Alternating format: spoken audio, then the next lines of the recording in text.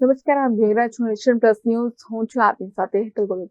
સુરત શહેરના dream city police દ્વારા ઉત્તરાયણ પર્વની અનોખી ઉજવણી કરવામાં આવી હતી, જેમાં ખજૂત ડિસ્પોઝલ સાઇટ પર મજૂરી કામ કરતા શ્રમજીવીઓના બાળકોના જીવનમાં ખુશીઓ લાવવા માટે પોલીસે એક કાર્યક્રમ યોજ્યો હતો. ગૃહ રાજ્યમંત્રી હર્ષ સંઘવીના જન્મદિવસને ધ્યાને રાખી ડ્રીમ સિટી પોલીસ મથકના પોલીસ ઇન્સ્પેક્ટર એપી ચૌધરી અને તેમની ટીમ દ્વારા આ વિસ્તારના બાળકો અને શ્રમિકોને પતંગ, ફિરકી, તલના લાડુ તેમજ ઠંડીથી રક્ષણ મેળવવા માટે ધાબળાનું વિતરણ કરવામાં આવ્યું હતું.